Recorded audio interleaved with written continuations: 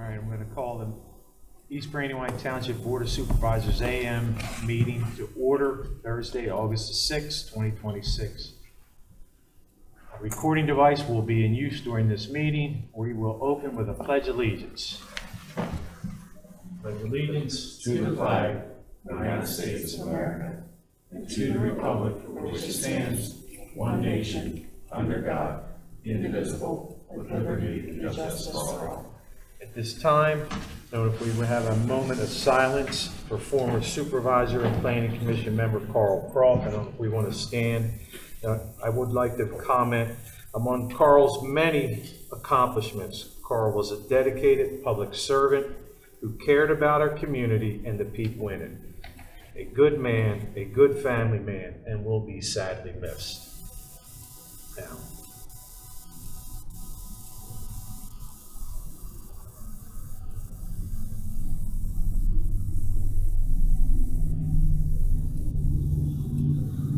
thank you.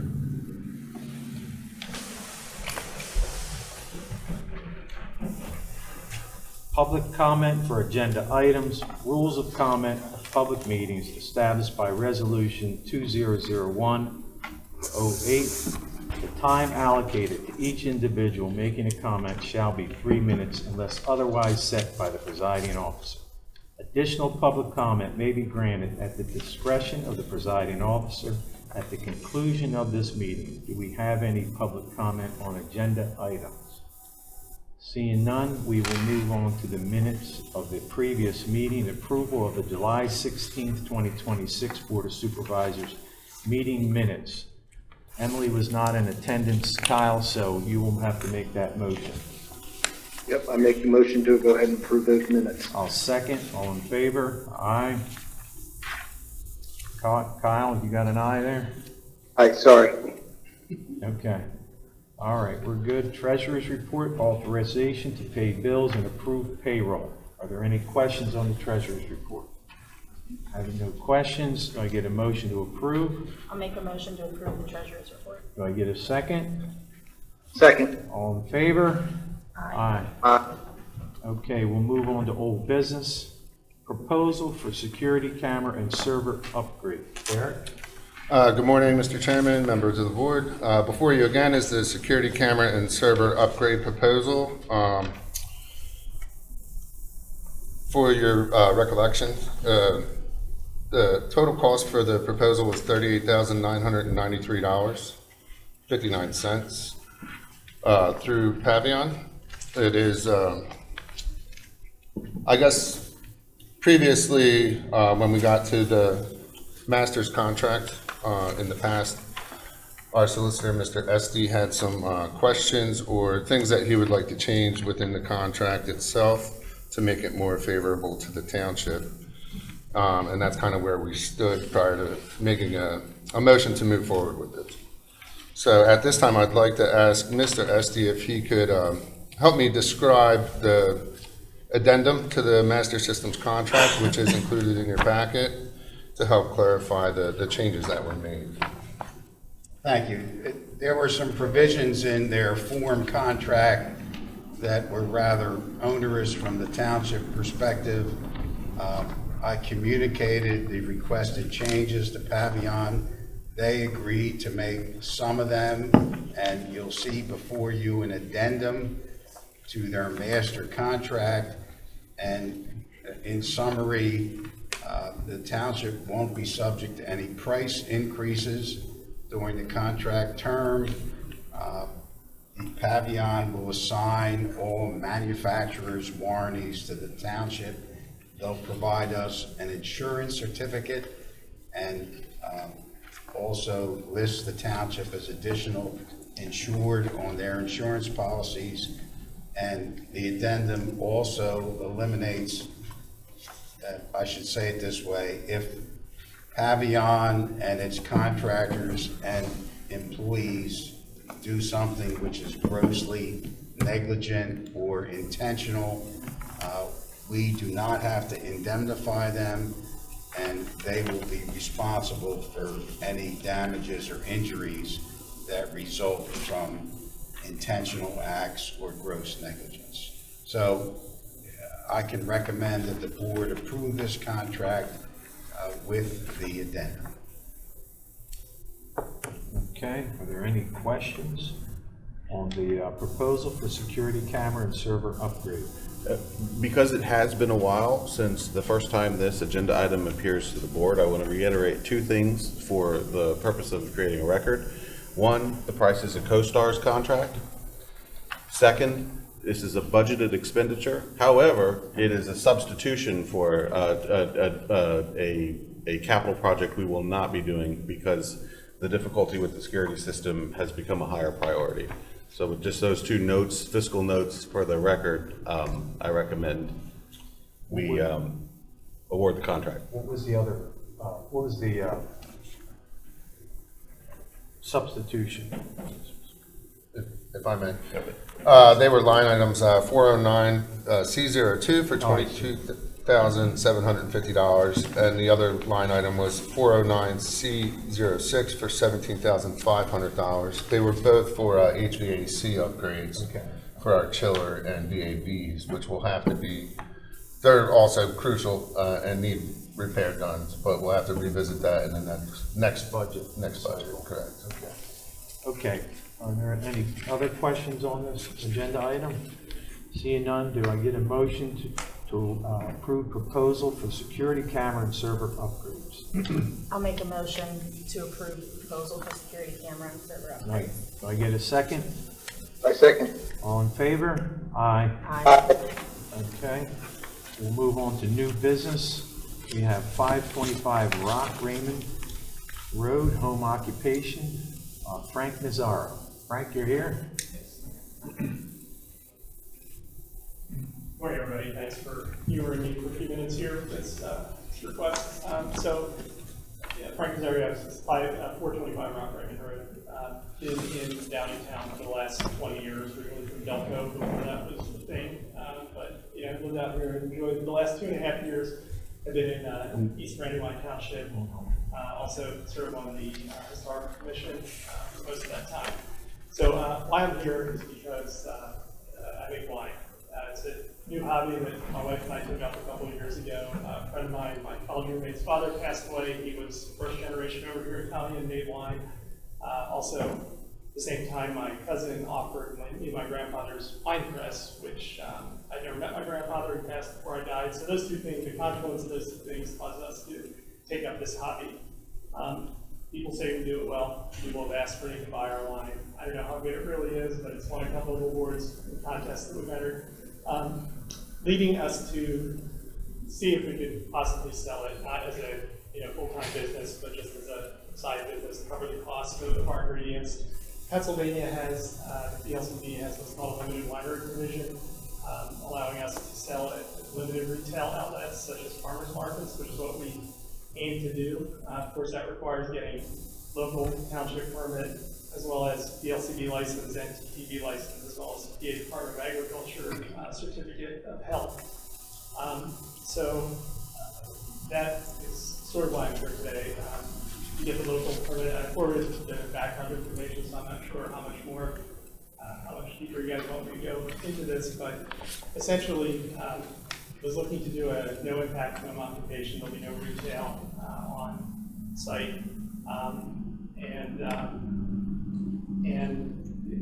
I guess the ordinance states that it would basically fit all of the requirements of a no impact, except that it's in an accessory structure, which is our barn.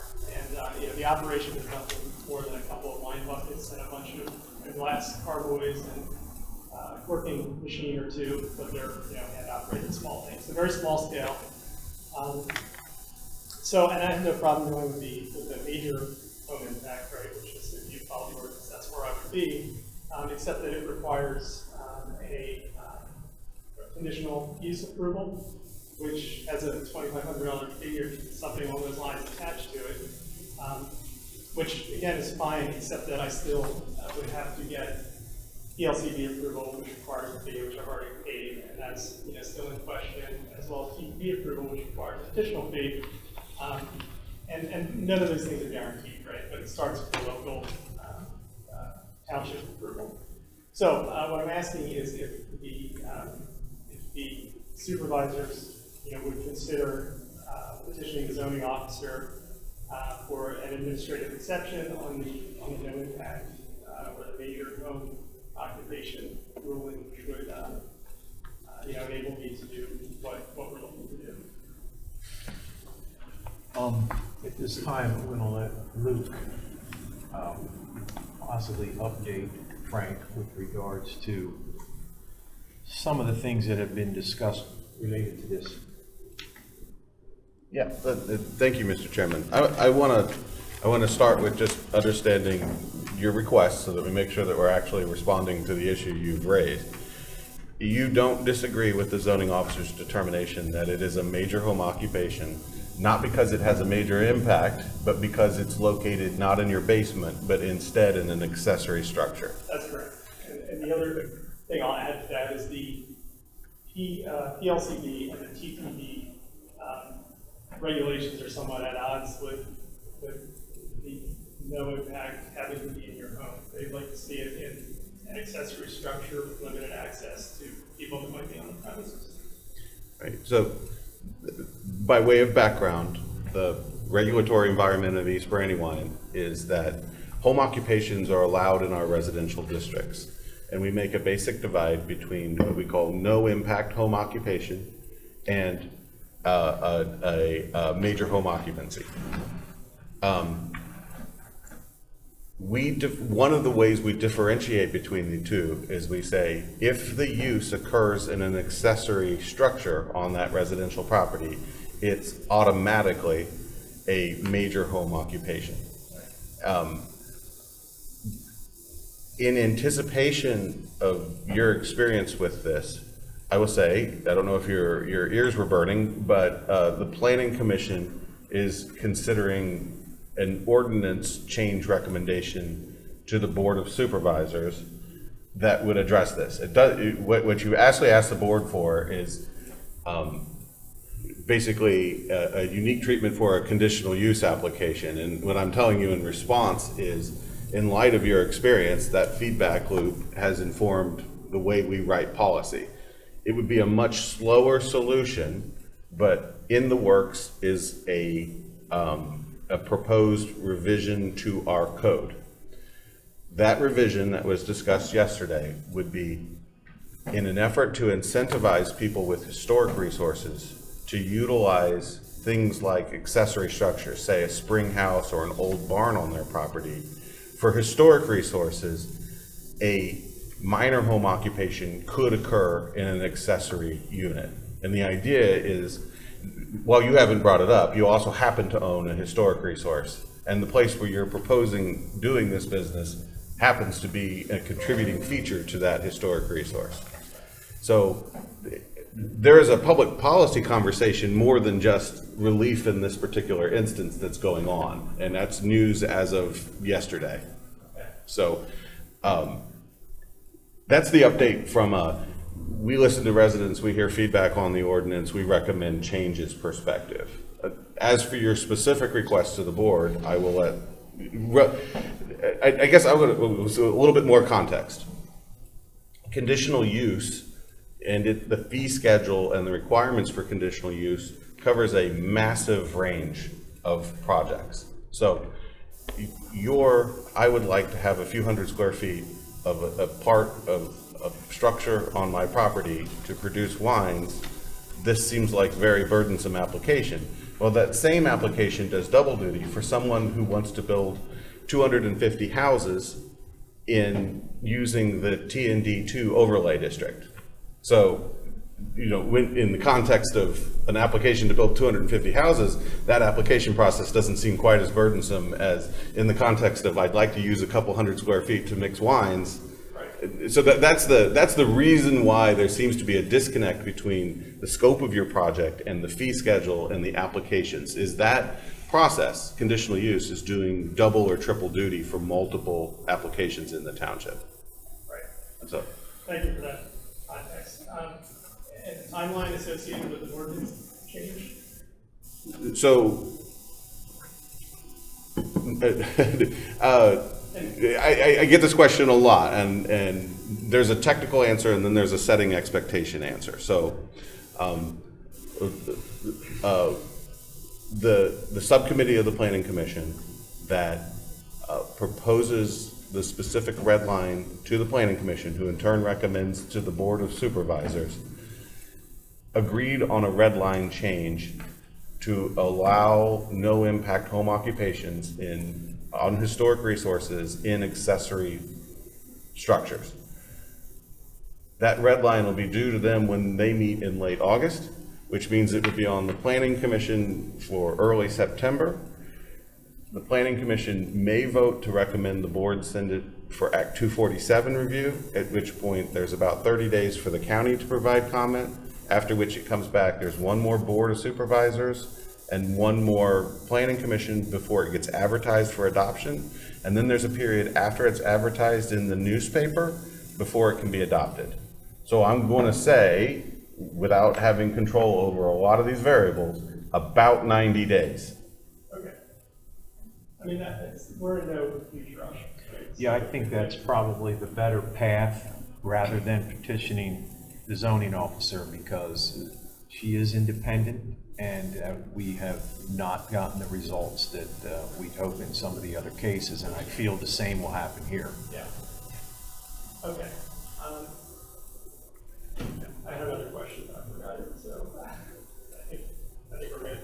Yeah, I think we're on the right path to get, not just for your particular application, but to kind of open things up for some of the historic resources. We burden these historic properties with regulations and, requirements, but we don't give them, incentive.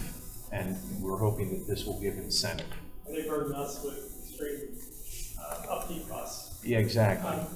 So, just last question. Presuming the ordinance gets changed, I would reapply as a no impact under the new ordinance. Is that how you would see that working? That is the idea. The idea would be that if you look at the zoning officer's letter, and I will say, none of us disagree with the determination of the zoning officer. She's interpreting the law as it's written. Is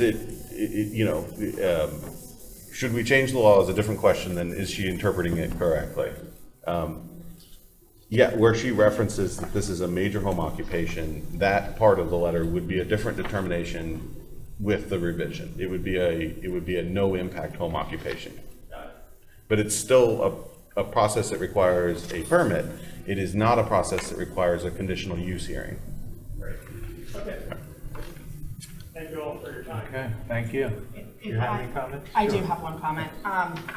In talking a little bit about this, I understand that we had talked about doing this for historic resources and looking at the no impact for historic resources, but I would ask the Planning Commission and the organizational task force to not just focus on the historic resources, but on any accessory dwelling, and see if we expand it to that, because honestly, I wouldn't care if you had a historic resource or not, if you had an accessory dwelling that was appropriate and could handle the scope of this. And so in the effort to not burden more of our residents and come back here again, maybe expand the scope to not just be the historic resources and look at that. Right, and we also own the communication here. I spoke to you at 2 o'clock, and then Yes. that subcommittee met at 4 o'clock. That a change occurred between the two, I did not communicate. It's still something that I would like to talk about, yeah. Sure. And we did have that conversation during. Hey, Francis, may I? Yes, go ahead. Go. Just to piggyback off of what Emily just stated, also perhaps put in some verbiage in there to include at the supervisor's discretion, so we don't have to continue to, go back and forth with the zoning hearing. Yeah. Very good. So the two comments from the supervisors, I think, are important to note. And when we reconvene for the subcommittee, we will take that back into account. All right, again, thank you all, and for anybody who happens to watch the video, I just want to put in a plug for our Historical Commission Speaker Series, Fall Speaker Series, 3rd Sunday of every month, September, October, November. It's going to be a fantastic lineup, so Thank get you. your popcorn. All right, Frank. Thanks, everybody. Thank you. Okay, next item is East Brandywine Center Financial Security Release number 5. Luke?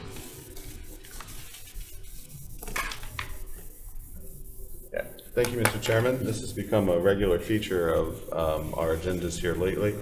The developer, Carlino East Brandywine, has requested an escrow release. There are two different types of financial security when we work with developers. One is a bond or a letter of credit on file, and what that amount represents is the value of all public improvements plus a 10% contingency. The second piece of financial security we have is a cash escrow contained in the township's in the township's general fund, and what that represents is the amount billable to that developer, representing the township's professional consultant time in inspecting and reviewing the construction of the land development. I mentioned both because my recommendation on a motion this morning is going to reference two different types of financial security. I have to say, thanks to the leadership of Supervisor Keller, we've been considering a change to the way that our financial records appear before the board. What has historically appeared on our balance sheet as a consolidated due from developer line item is going to be de-aggregated. And the idea is, after de-aggregating that line item, it will be clear exactly how much is collectible from individual developers. Part of that exercise has drawn attention to amounts due from developers. And when we have an agenda item like this, I recommend that the approval be associated with getting caught up on that cash escrow. So while I would say we have literally millions in financial security in the form of a letter of credit from the developer, we could be owed at any given point thousands from a developer for recent review inspections. So with that introduction, let me say we have in front of us a letter from the township's engineer stating that on the request of the developer, an inspection has been completed, and they are recommending that the township release number 5 in the amount of $291,310.75. Also attached to that letter is a breakdown of all the public improvements, including those that in this cycle they are certifying are complete. At this time, I would respectfully ask that the Board of Supervisors authorize staff to process this financial security release contingent on receipt of the most recent cycle of billing for professional services. Okay, at this time, I believe you have comments. Are there any comments related to? I don't have any comments. Okay. Any comments, Kyle? Nothing. I think it would be prudent to note for the record the amount that this release is contingent on presently, and a time limit on when that is to be paid. For example, within 10 business days of today's meeting. I will fill in the blank on the amount to be collected. I would say it is the most recent invoice sent by the township treasurer. That's dated mid-July, and it is in the amount of approximately $35,000. So would there be an amendment to the motion to approve the escrow release subject to a condition that the developer pay within 10 business days of today the amount due and owing the township of approximately $35,000? Okay. All right, so I'll make a motion to approve the East Brandywine Center Financial Security Release number 5, subject to the conditions of the latest invoice equal to the amount of $35,000 being paid. Is that correct? Within 10 days. Within 10 days. Is that sufficient, Tom? Yes. Okay. Do I get a second? I'll second. All in favor? Aye. Okay. All right. right, so now we'll move on to Brandywine Walk Phase 4, Financial Security Release Number 1. Luke? Right. All right, in a very similar, I'll skip the introduction on this one. This is the exact same sort of request, but for a different developer. Before you is a letter of Pannoni recommending the release of Phase 4, Release Number 1, in the amount of $725,771.67. I recommend that the motion take the same form so that we treat everyone equally. However, the follow-up question will be how much is due from this developer, to which I have to say I don't recall. I don't have that in front of me. But I think the same conditions of payment within 10 It will be days. subject to all outstanding invoices owed to the township being paid within 10 business days. All right? All right, so I'll make a motion that we approve the Brandywine Walk Phase 4 financial security release, subject to the condition that all outstanding invoices be paid to the township from the developer within 10 business days. Can I get a second? I'll second it. All in favor? I'm sorry, Kyle? All in favor? Aye. Aye. Okay. All right, now we'll move on to no subdivision or zoning applications, ordinances, and resolutions for consideration. We have Resolution 9 of 2026, Chester County Hazard Mitigation Plan. Luke Levin. Hello again. In your packet this morning is a resolution,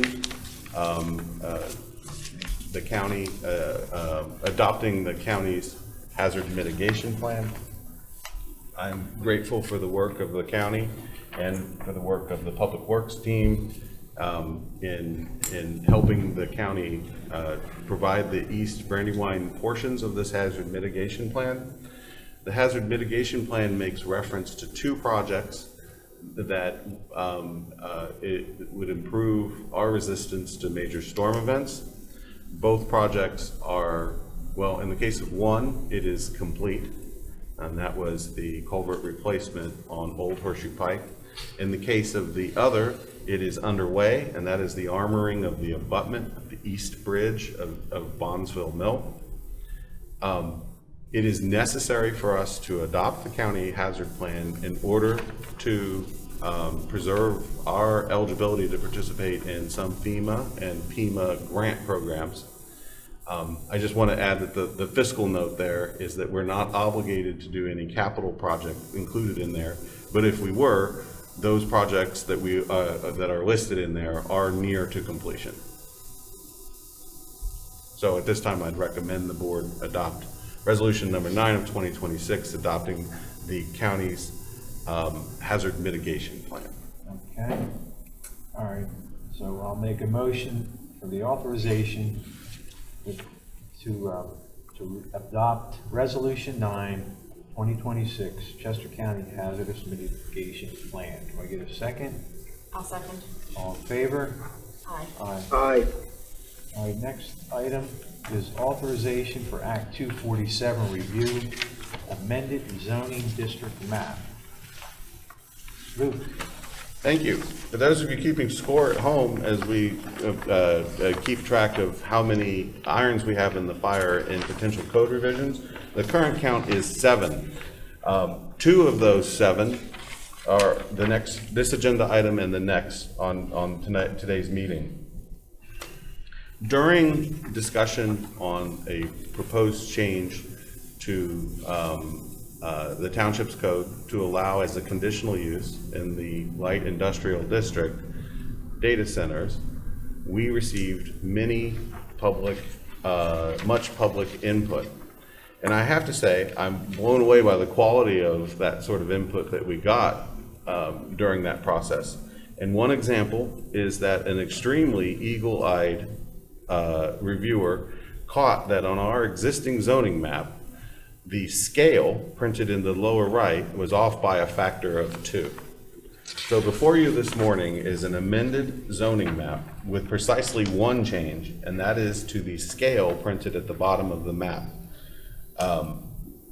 there was a multiplier applied in the GIS software that generated the scale, and it just took it times, it had a multiplier. So the correct version of the 11 by 17 in your form, in your packet this morning, is the one dated July 15th, 2026, and it would replace the one last adopted by the board, which was dated June 20th, 2023.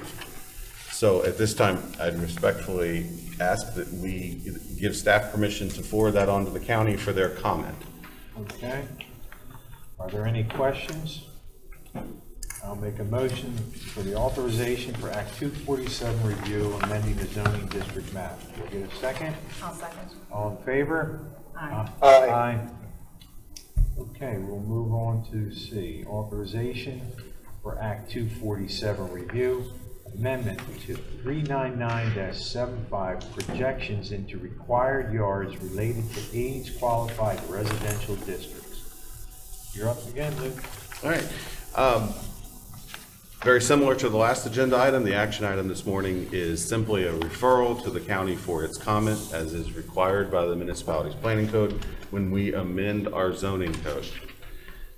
The red line that's before you this morning amends our code, Chapter 399, Section 75. And in particular, it amends a section called Projections into Required Yards. The intent of the red line is to memorialize what exists today as a plan note to an approved subdivision, namely Brandywine Walk, in the township's code. The changes recommended, both for administrative ease, if you can imagine the perspective of a zoning officer or a building codes official, it is much easier to review our code and see the rules that apply to neighborhoods, and not have to remember that at the recorder of deeds there may be one particular page of one approved land development with notes that affect that application. Secondarily, it is part of a long discussed process wherein this board has expressed a willingness to hear an application for a revised plan which may strike that plan note that we are now memorializing in code. So this simple red line's intent is to memorialize the effect of the plan note in the township's code in anticipation of a later application that may strike that particular line item. Okay. All right. Are there any questions related to this? One quick question. Luke, can you read me what it will actually say? Because there are multiple colors here, and I want to make sure that it's all... Right. I say red line, but it's probably more accurate to say rainbow line. So if I might help with the interpretation here, if you'll look at the bottom of that sheet, and I do hope no one is colorblind, because that would be profoundly unfair. But additional text appears as underlined. Text to be removed appears as strike through. Text in red was a result of deliberation that occurred on June 24th. Text in green is a result of deliberation that occurred on July 16th. And text in purple is what appeared as a result of deliberation just yesterday on August 5th. The way that this would get operationalized into an ordinance is that all underlined text of any color would be added. Okay. And so then it says, notwithstanding the foregoing, within an age-qualified residential community, buildings, uncovered platforms, steps, terraces, and decks shall not be permitted with any required side or rear yard. Correct. And this does not add any additional restrictions that weren't already in the plan note, and it doesn't take away any protections that were in the plan note. The plan note uses slightly different language than the defined terms in our code. So in the plan note, it says that decks and buildings are not permitted outside of the deck and building envelope. In translating deck and building envelope to our code, you would say that it's just a deck and building envelope is just the inverse of a required yard. So while in our code, we don't have a concept called deck and building envelope, we do have a concept that's required yards. And so the language we're substituting definitions, but I want to speak to the spirit of your comment, which is, that is the intent. No, it is a one-to-one substitution is the intent. Thank you. Okay. Are there any other comments on this agenda item? So I need a motion for the authorization for Act 247 review amendment. Oh, I'm sorry. No, you're on the right one. So I'll make the motion for the authorization for Act 247 review for the amendment to the 399-75 projections into required yards related to age qualified residential districts. I'll second. All in favor? Aye. Okay. All right. On to other business. Looks like Kyle, you're up, Kyle. Okay, can you guys hear me? Yep. Okay, I'd like to thank staff and township residents. It's been an honor to work alongside of you the last 11 years. It's with great sadness that I must submit my resignation as township supervisor and police liaison, as I will no longer be a full-time resident in East Brandywine Township. I respectfully ask you to accept the resignation and move forward with my replacement. And I want to thank everybody for the opportunity and the honor to work with you.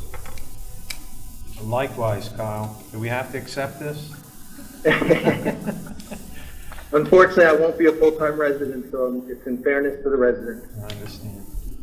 Well, you've been a tremendous asset to the community as a supervisor and as a neighbor and a friend, so you're going to be, again, missed. We'll accept your resignation at this time. I guess we need to put a motion? Yeah. Yeah, so at this time, I'll make a motion to accept the resignation of Vice Chairman Kyle Scribner. Do I get a second? I'll second. All in favor? Aye. Aye. All right. Thank you, guys. It was great working Kyle. with you, Kyle. Thank you. You as well. Okay, next item is authorizing staff to advertise supervisory vacancy. Luke? Let me start with reiterating what I heard members of the board say and say on behalf of staff, it was a tremendous pleasure working with you, Kyle, for all of these years. And I wish you and your family well in a new location. Thank you. With that said, there are a few procedures that we need to follow in order to fill a vacancy on the board. And I'm going to ask the solicitor to at any point interrupt me if I misspeak. But upon accepting the resignation of a sitting supervisor, the second-class township code sets a time period of 30 days wherein the remaining members of the board may appoint someone to serve until the next election.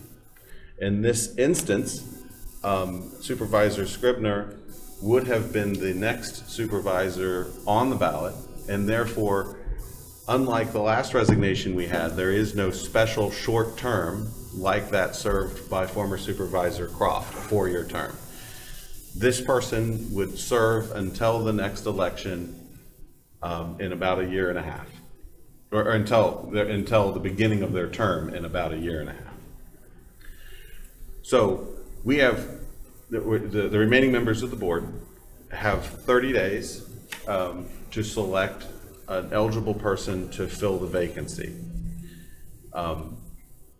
If in that 30-day period a consensus candidate cannot be found, it moves to a period wherein the vacancy board, which consists of the 2 members of the Board of Supervisors plus 1 person called the vacancy board chair, who is appointed annually at our reorganization meeting, is added to the group in the hopes that a odd number can break a tie in filling the vacancy. That period is 15 days long. If after the 15 days the vacancy is not filled, then a court will fill the vacancy on the Board of Supervisors. So I'm going to focus only on phase one of those 3 phases of filling and make a recommendation to the board relative to a procedure for identifying a candidate to serve. It is important to note that staff and the professionals who serve the board need to refrain from participation in deliberation on who will essentially be our boss. But I do feel it's appropriate to recommend a procedure by which you may decide on a candidate. So included in your packet today is a proposal from staff, and I want to thank Township Secretary Taraski for her review of this material. It consists of 2 documents. One is a solicitation to apply. It is a sheet of paper called How to Apply for the Vacancy on the East Brandywine Township Board of Supervisors. It describes the qualifications for the office, it describes the compensation, which is of course minimal, and it describes the remaining term of office. It also provides a mechanism by which a person could indicate their interest. That mechanism is that they would submit both we have a pre-existing volunteer application form, and that they would also submit a letter of interest, no longer than 2 pages, addressed to the Board of Supervisors, stating why they would like to serve and how you'd be an asset to the township's residents, businesses, and property owners. This period of solicitation for interested parties would be until 4 o'clock on Thursday, August 20th. Staff is also recommending that we advertise a special meeting exclusively for the purpose of interviewing candidates who have expressed an interest. Staff is recommending that special meeting happen on Wednesday, the 26th. Included in your packet is a draft legal notice saying that there will be a special meeting of the Board of Supervisors on Wednesday, August 26th at 6:30 p.m.